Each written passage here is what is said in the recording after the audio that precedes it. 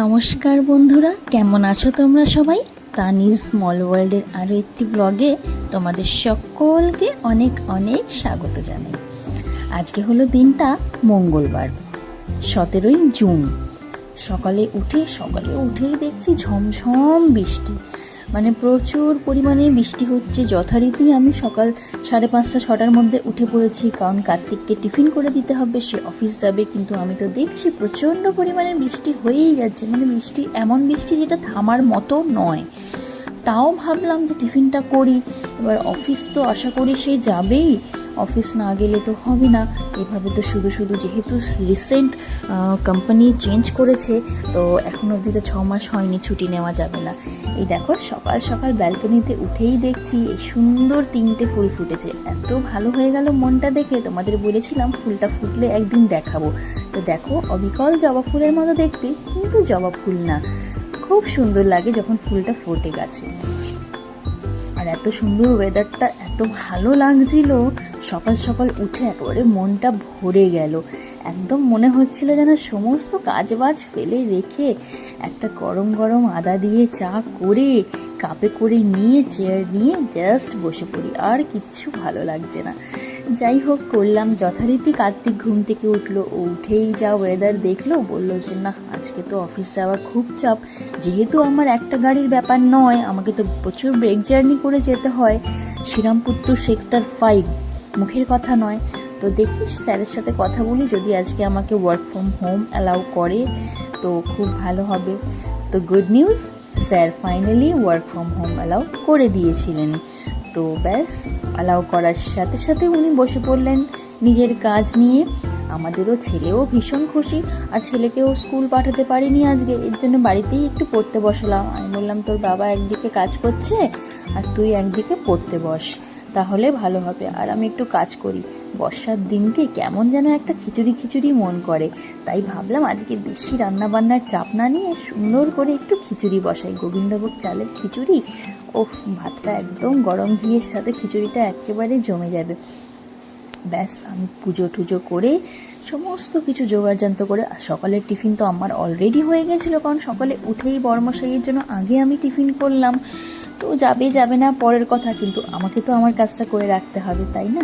আজকে খিচুড়িটা একটু অন্যরকমভাবে করেছিলাম, সমস্ত মশলা দিয়ে আর মুগ ডাল মসুর ডাল দুটো দিয়ে করেছিলাম। সেটার টেস্টটা একটু অন্যরকম হয়, কিন্তু খুবই ভালো হয়।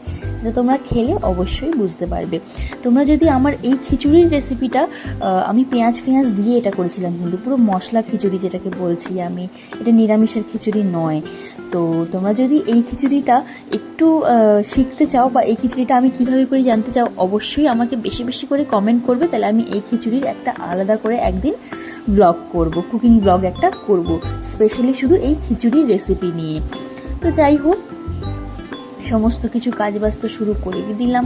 ছেলেকে তো পড়তে বসিয়েই রেখেছি, যা খুশি করছে, কিন্তু ওকে বলছে আজকে টেবিল থেকে ওঠা যাবে না। তো খিচুড়িও প্রায় রেডি হয়ে গেছিলো, কারণ রান্নাটা খুবই তাড়াতাড়ি আমি করে নিয়েছিলাম। যেহেতু সকালের পর্বটা মিটে গেছিলো, তাই খিচুড়ি করতে আর বেশিক্ষণ তো সময় লাগে না, তাই আমি এগুলো করে নিয়ে একটুখানি আজকে গ্লাস ওয়ার্ক করতে বসবো ভেবেছিলাম। মানে একটা ওই যে গ্লাসের বটলগুলো হয়, কাঁচের বটলের ওপরে একটু ডিজাইন করব, একটু ওয়ার্ক করব।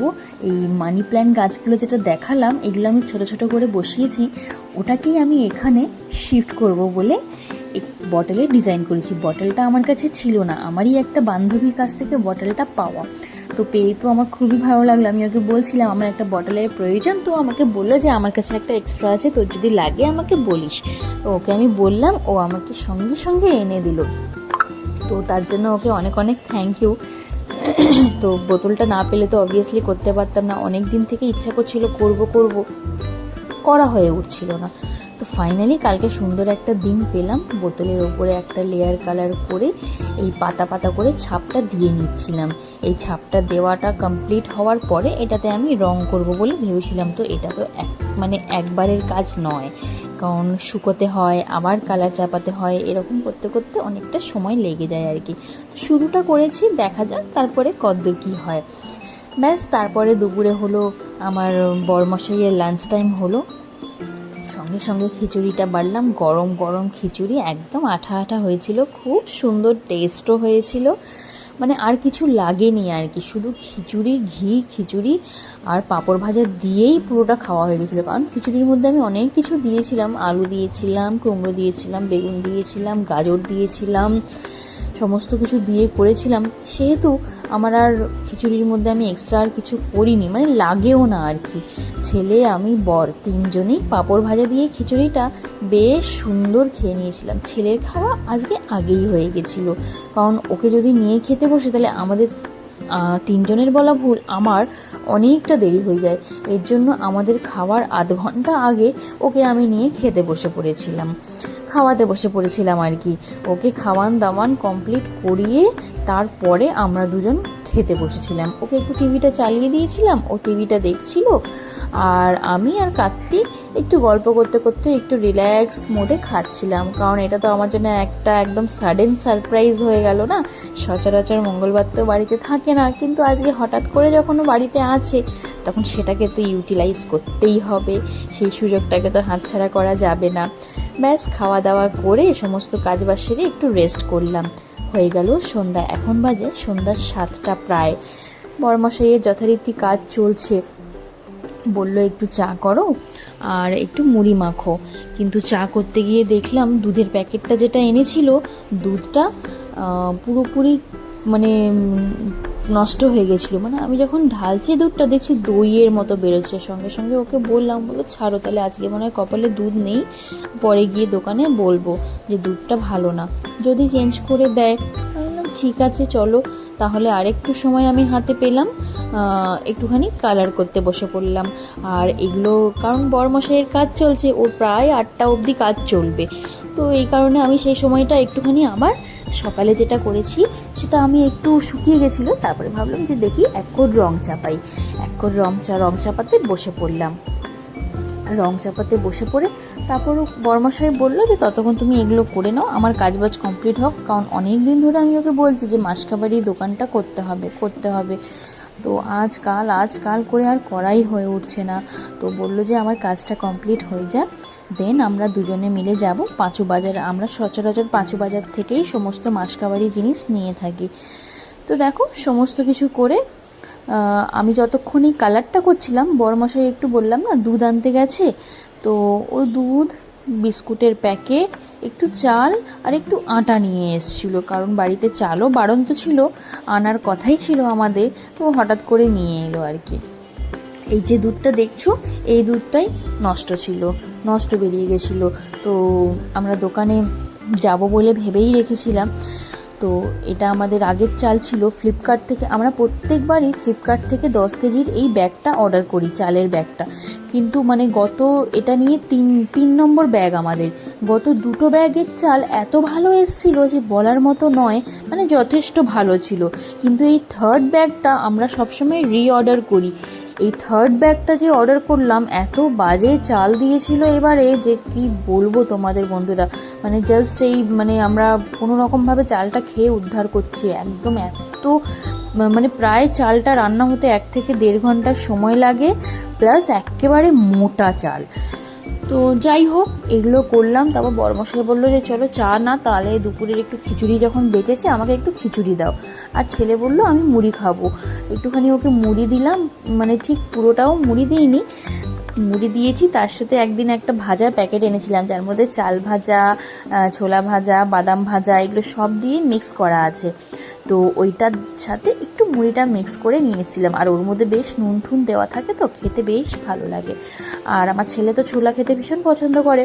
ও তো দেখো ইঁদুরের মধ্যে কট করে কামড়াচ্ছে। আমরা বসে তিনজনে মিলে একসাথে বসেই একটু সন্ধ্যাবেলার মুড়ি ঠুড়ি খাওয়া হলো। মুড়ি ঠুড়ি খাওয়ার পরেই তো বসে কিছুক্ষণের জন্য একটুখানি ছেলেকে নিয়ে পড়তে বসালাম। যেহেতু আজকে স্কুল যেতে পারিনি, সকালেও ওকে পড়তে বসানো মানে কি একটু সময়টা জাস্ট কাটানো। ও আর কি অত পড়বে, অত আর ধৈর্য আছে পড়ার? তো সমস্ত কিছু কমপ্লিট করে আমরা বেরিয়ে পড়লাম পাঁচু বাজারের উদ্দেশ্যে। সেই আবার চেনা শ্রীরামপুরের ব্রিজ।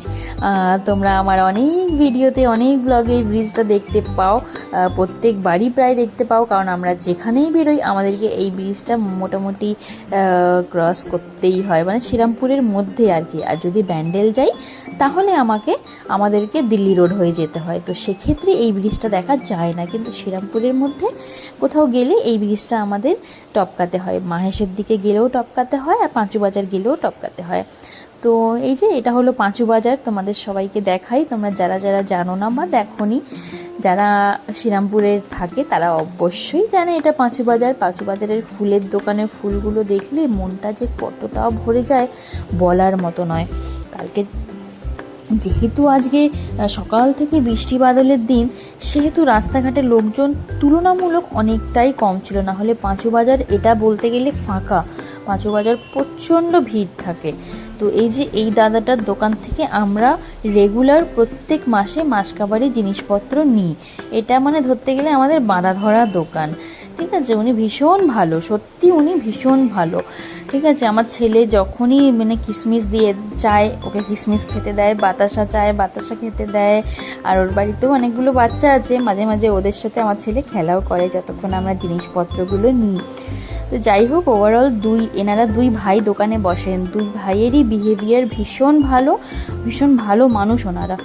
তো যাই হোক, সমস্ত কিছু কমপ্লিট করে ফাইনালি আমরা এবার বাড়ির দিকে উদ্দেশ্য করে এগিয়ে যাচ্ছি। এটা হলো আমাদের বেল্টিং বাজারের রাস্তা। বেল্টিং বাজারে এসে গেছি, আর যখন বাড়ি ফিরছি তখন আবার অলরেডি আস্তে আস্তে ঝিরিঝিরি করে বৃষ্টি আরম্ভ হয়ে গেছিলো। এবার তো আর বেশিক্ষণ সময় নষ্ট করা যাবে না, খাওয়া দাওয়ার বাইরে কোনো ব্যাপার নেই, আমরা মুড়ি ঠুড়ি খেয়েই বেরিয়েছিলাম। তো সমস্ত কাজ সেরে বাড়ি এসে গেলাম। তো চলো আজকের ব্লগটা তাহলে এখানেই শেষ করা যাক। তোমরা সবাই অনেক ভালো থেকো, সুস্থ থেকো আর সাবধানে থেকো। আর আমার ব্লগটা কেমন লাগলো প্লিজ একটু কমেন্ট করে জানিও। আর যদি ভালো লাগে একটা লাইক করো, একটা কমেন্ট করো, আর যদি মন চায় একটু বন্ধুদের মধ্যে শেয়ার করে দিও, অনেক অনেক ভালোবাসা দিও। তাহলে আজকে আসলাম, খুব ভালো থেকো সবাই।